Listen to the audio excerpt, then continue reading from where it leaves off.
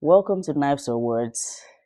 You agree with me that it has been a very interesting week on the global level, local level. Take a pick. So let's get straight into it without any further ado.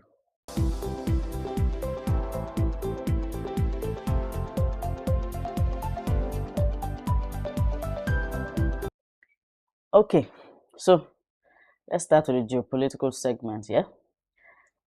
So, President Trump of the United States of America visited China, and a lot happened before, during, and after the visit. And so we'll be unraveling everything here for you today. But before I start, I would say it's kind of became a coincidence because I treated a topic last week on this channel that now kind of transitioned. It seems to be like a continuum into this Trump's visit to China. Okay, which kind of established everything that was said on this channel last week. Okay, so how did it start? So, uh, in my opinion, yeah, I feel it was kind of uh, humiliating. America didn't kind of find it easy or comfortable to go to China under the given circumstance of rivalry. Okay, they've actually been having a show of power on the economical front since Trump came into power the second time. So it wasn't comfortable for Trump to do. If you remember very well or you're following the news, Trump visited South Korea, wanted to visit China, changed his mind, uh, wanted to visit China February, changed his mind. You know, what circumstances requires that, he had to go. He had to go. Swallow some pride and visit China to at least have uh, negotiations on several things, okay, depending on the one he wins with eventually. So, part of the things I think were being said were, of course, oil, crude oil, technology. I think this old NVIDIA chip and for AI and whatnot. And I think there was a pastor, an American pastor, that was arrested. I don't know the full story of that. Trade. I think they were buying a lot of aircraft from America now. Uh, Ammunitions. There was a lot of things that came on the table. Okay, so uh, how did it start? So America felt, well, if I'm going to swallow my pride, I'm going to have to show off. I'm going to actually have to show off. I'm going to come with power. I'm going to come with my unicorns. I'm going to come with something no other part of the world has. I'm going to come with my power plays. And here comes the guys, the pants in the room.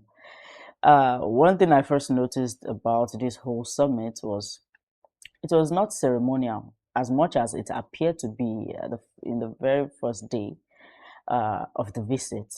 It looked ceremonial, kind of, yeah, but it quickly went into the whole negotiation thing, and you know, so and I also noticed they didn't come with their wives, so it was strictly business.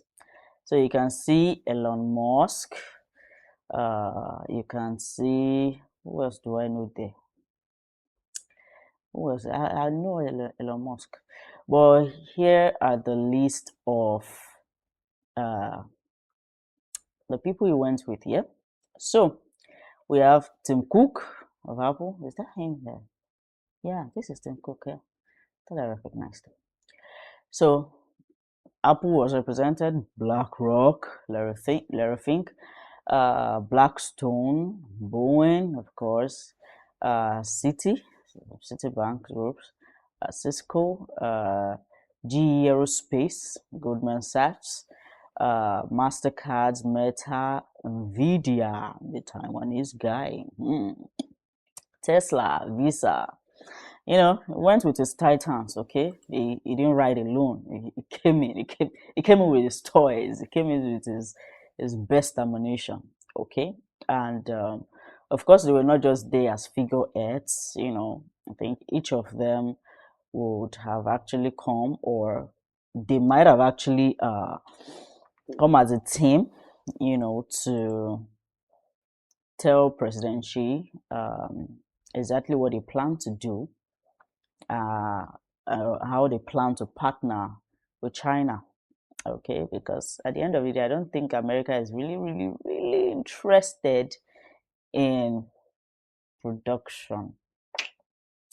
I think from my last video, they just want to channel their energy in acquiring the world oil and sitting on it, dictating the price of oil. And you want to know what? China is the largest importer of oil in the whole world. And America simply wants to be the largest exporter of oil in the whole world. Voila. And you know where this whole thing ended up? Yeah, according to CNBC, yes, China has now agreed to resume buying oil from the United States. And according to reports, China tankers will now be loading up from Texas, Louisiana, and Alaska. Okay. And so when the Chinese ministry were being asked about this report, they declined any comment. They didn't say it was not true. It might just be too early for China to, admit that, because it needs to now sit down and have a diplomatic deal with its allies, Iran, Russia. Oh my god, it's a movie, guys. It's a movie. I quickly want to hear my opinion about the two leaders. So this is actually the first time I sat down to analyze the personalities of the two leaders. One is, so to me, I think Trump is goofy, is fiery, is emotional, is uh, you know like a bare wire, like a naked wire, like ready to spark something. And Xi Jinping, on the other hand, is quite reserved, quite just wants to get straight to business. Doesn't have a lot of time to faff around, and is quite the type that keeps his cards close to his chest. Uh, from the ceremony, you can tell. I don't know why Trump decided to start saluting at first, and then maybe it's part of the ceremonial welcoming or whatnot. But he quickly dropped it afterwards. I don't know. So I think he was uh, all fired up, ready to get it on the way. And then why the whole walking around? That place was quite huge. It was quite huge. They could have actually stationed all those parades in one place instead of. The two of them were old. I don't know if they were trying to show strength on who is going to last who, or who is going to start panting first. Jesus, it was hard to watch. Anyway, so that went by quickly, and the summit started, and we're seeing pictures here and there, here and there. But before then, Oga Marco Rubio, what did he do? On the Air Force One, he took a picture, and he made sure, indirectly, to remind the world. Check this out, guys. Like, to remind the world of this on his way to China. And mind you, he has actually been blacklisted from entering China since 2020. So not only did China go back on their words against Marco Rubio decided to send this subtle message, right? So this is the Venezuelan president, yeah, and he just happens to have the same type of wear in his wardrobe, the same color, so you don't make the mistake. Okay, he really wanted you to see this and to know this, and then he took this picture. Like this is like a deliberate picture, for, for Christ's sake. This is a deliberate picture, and this is a show of balls. This is a show of balls, saying America is coming. And you, let me remind you from this outfit of this particular event. Okay, we take world leaders in the middle of the night, so you better know exactly what you're going to say when we come through. I don't know, I guess, but there's more to the old outfit. Okay, so that was an aside, and it caused a frenzy and sparked a whole lot of things on the internet, and it is what it is. Okay, so China, let's go back to the oil talk. So Trump says China wants to buy oil from, what is this? Just let's continue. Trump says China wants to buy oil from US. Okay, so that's about it. All right, so a lot of things are happening with the oil thing. Okay, so uh, Saudi Arabia is no longer with OPEC. Okay, uh, China. The very first thing China said to America was, "We need to get the Strait of Hormuz opened as soon as possible." And according to President Trump, they are losing about $500 million per day. You know, China can be finding it funny. So it is very important for China that America opens up the Strait of Hormuz. And if the power was not with America, I don't think China would um, make that kind of statements in the absence of a better word. So they need the oil to start pumping. All right. And what is happening to Iran right now? Oh my God. It is so sad. It is hard to watch right now. Iran is being bombed left, right, and center. America just left them, decapacitated them. It's just like slashing your enemy at the knee, tied them, and then you made the dogs feed on them. That's just how it looks like. Kuwait is bombing Iran. Ah, Kuwait is bombing Iran. Israel is bombing Iran now. So they are just collecting left, right, and center, just collecting.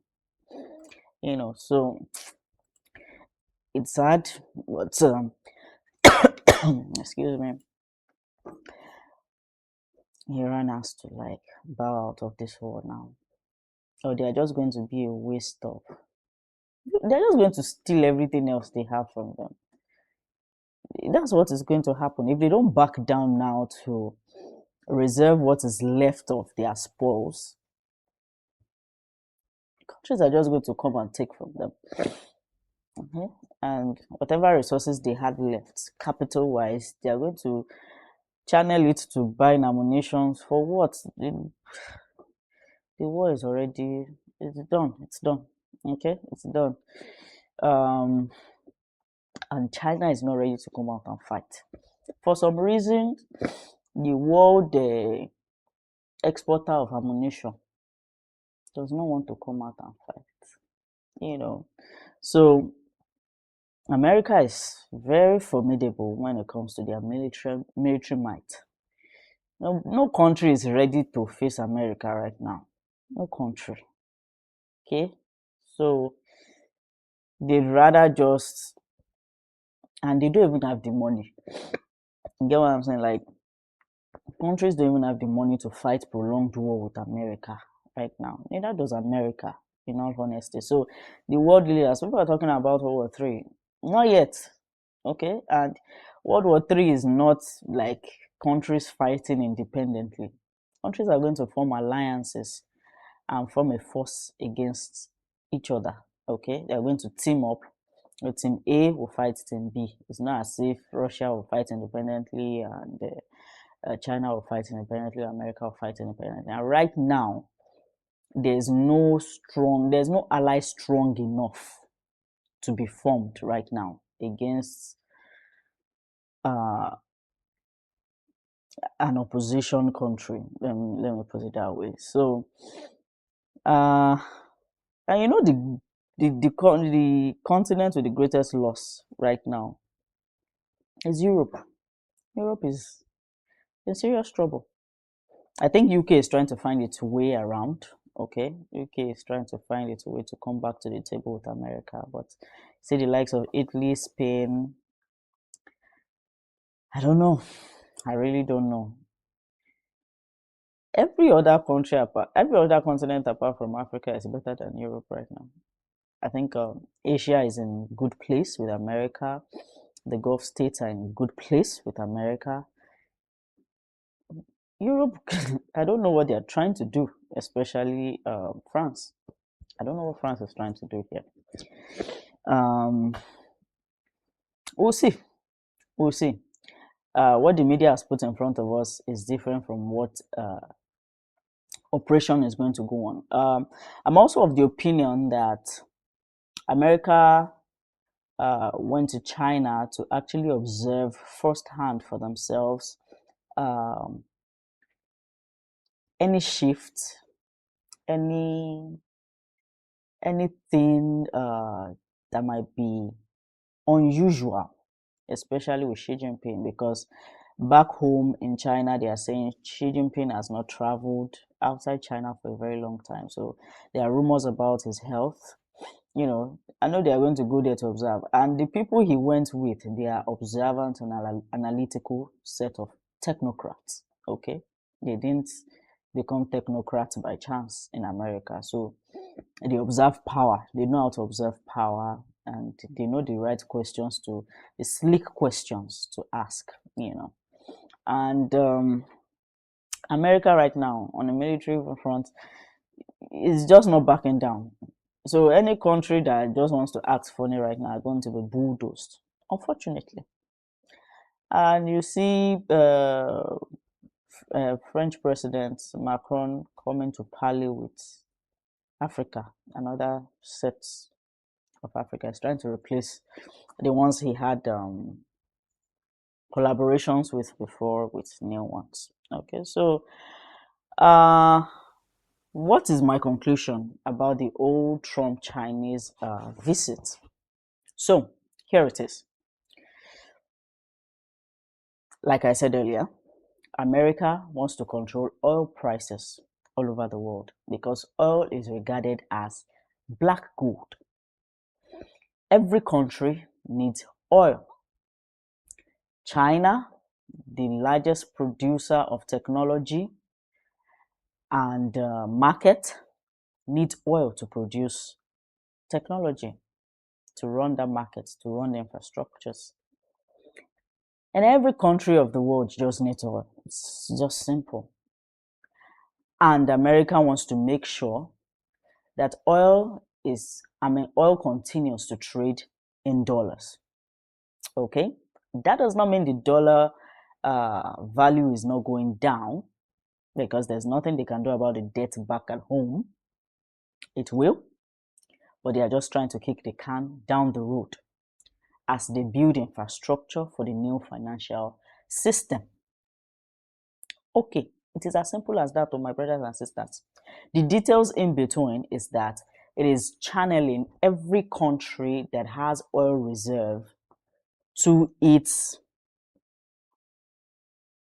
control. Putting every country that has oil reserves within its control.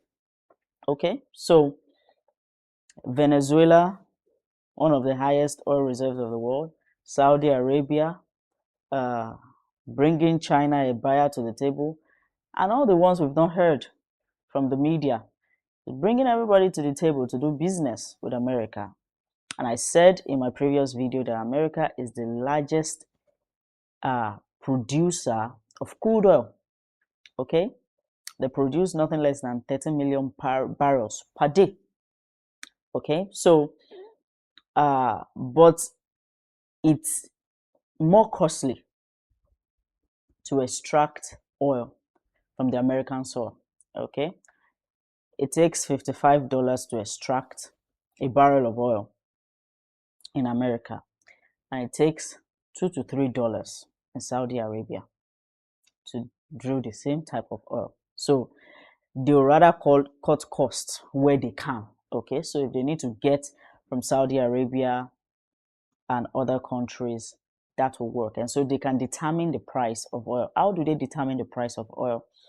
If they have majority of the world oil reserves within their control, it's just simple. They control the price of oil. So whichever country is not playing ball, they can sanction, they can decide not to sell oil to, they can do whatever they want to. Okay, so this helps the value of dollar. And while I was doing this research, they were saying that the dollar bond, I mean treasury bond, I don't know, the bonds, yeah, the US bond market paid 5% yield, today or yesterday. So the market is kicking, it is rolling. And if you look into the energy market, it is skyrocketing, especially the American oil companies. Okay, the Exxon Mobils, the Chevrons. All right, so it is working. Whatever America is doing is working so far.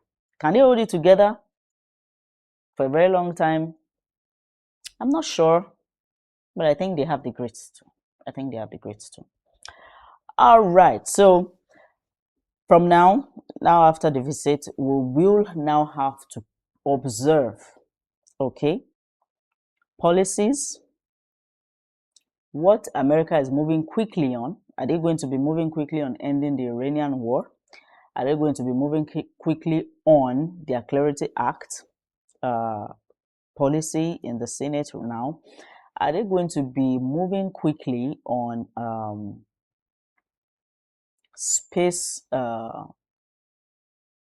spacecraft things? Would they be moving quickly on AI chips and whatnot? And they also spoke about Taiwan, and for some reason, President Trump avoided this like a plague. He didn't want to talk about it. He was avoiding the Taiwan stuff like a plague. He was saying President Xi does not want Taiwan to have any independence. He does not want to hear it.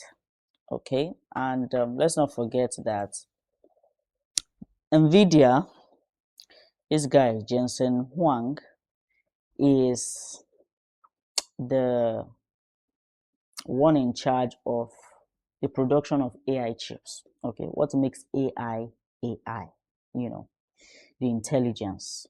So he's the one that sells the chips to companies. Okay, and he's a Taiwanese guy. All right, so previously there was an issue with this guy going back to Taiwan. China really needing his AI chip modification or models to use back in China. But I think they'll find a way around it. America and China will find a way around this guy. And I think it's going to be selling some chips to China, actually. So we'll see how it goes down the road. Okay, America is actually going to they're going to go on, I think, midterm break or something. I don't know. I don't know what they call it, but I know the Senate, the legislative arms are going to be going on a break. I think 26th of May. So before then, they will want to get a lot of things done. now after this visit, this summit in China. Okay. Is there anything else I'm missing? I can't remember now. Okay. So, yes. So, let's bring it home. So, I think it is very crucial, it's very important for us as Nigerians to pay attention to the global news.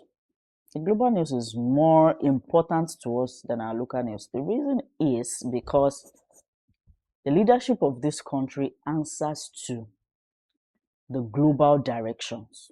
Okay, they don't make independent decisions about the country. The ones they could make, they are not making for whatever reason. So it concerns us directly. What the global shifts are affect us directly. Okay, so if you can know what the global shift is, it is easier for us to position ourselves before our own leadership now does something about it. Okay, so and our market is open to their market. You know, the US market is open to the Nigerian market. It's on your bamboo, it's everywhere. You can see all the apps are everywhere. So please. Okay, so that is that for the Chinese visit by Trump. And so, like I said, how the government of the United States proceed after this is what will give us the whole picture, not what the media is talking about. Okay. All right. So let's come back home. Seems everybody's mother and uncles now want to be the president of Nigeria. Yes. So Sheyi Makinde is said to be vying for the presidential position through APM.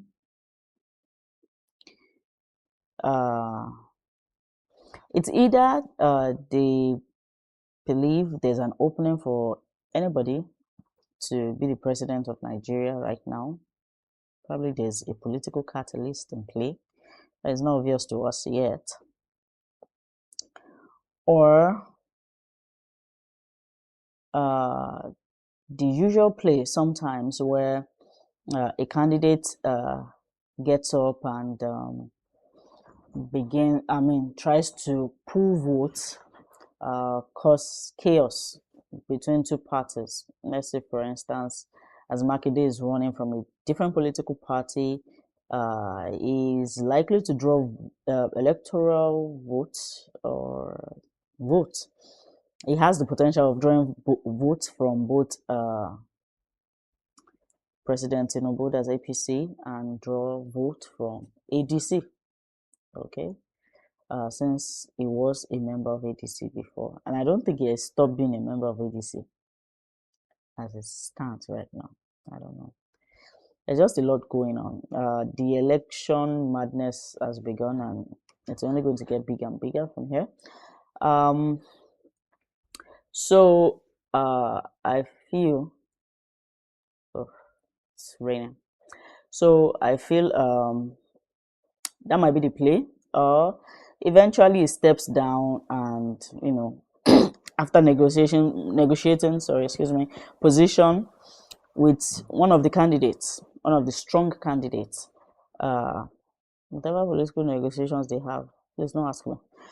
So he steps down because someone's sweetened this tea. I don't know. It might step down for one person and then divert that vote to the other person by campaigning for whoever it chooses to step down for. It happens that way sometimes, because I don't think there's any strong platform, whether it be in NPC or APM now, for them to run on conveniently if they want to, if they are being serious anyway. So there's nothing much to say about that. I wish them all the best, but we'll see as it develops. Yeah. All right, let's get to the editor's note quickly.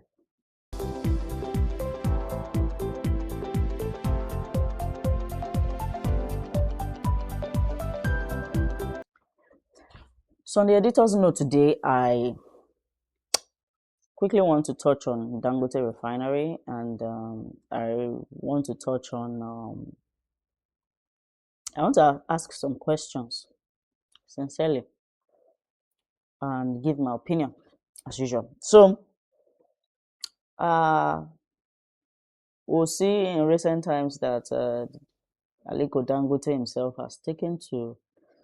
uh, has taken on a media campaign. I think ahead of this IPO launch, and in recent times we have heard that he intends to have more refineries around African countries, and I think he has actually had an handshake on building one in Kenya. Good for Kenya, good for Dangote, but is it good for Africa? Is it good for us? Who benefits the most? Is on the media saying he's thinking about the people? Is he totally? There's a way technocrats act, right? Where they justify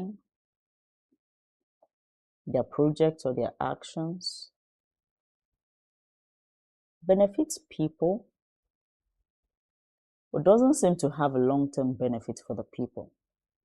Okay, it can put money in the pockets of the people, but not necessarily a generational security or generational financial security. Okay. Um, I once stated on this channel multiple videos now, maybe 2, 3 videos, stating it that Alinko Dangote refinery has had shipments from the United States of America of close to 60% of its shipment from the United States of America, right? And he buys in dollars, he sells in petrol dollar. I'm not saying you buy it from him petrol. I'm only saying the market value is priced in dollar, okay? Just as every other market in the world sells it. And now he intends to launch an IPO to benefit us, and he says he will be paying the dividends in dollar. So the only thing I hear here is the dollar is going to be stronger than the naira. So as much as you earn in dollars, yeah, the inflation back at home is going to get crazier. That's what it means. Okay, so the more we buy in dollar, the lesser the value of our own currency, and the more useless the currency, the higher we need to buy things. Okay, so we are destroying the money back home, and that is not encouraging. And now is being empowered by who though? Who knows? To continue across Africa with the same idea. And then I have this question. If Nigeria as a country cannot build a refinery or make the refinery at home work, and Dangote has made one work, knowing fully well that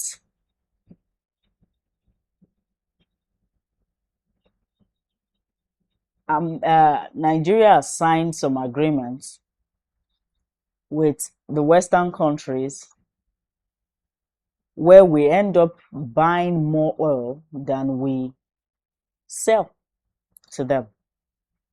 As a matter of fact, we are with OPEC, which means we have quotas, we have restrictions.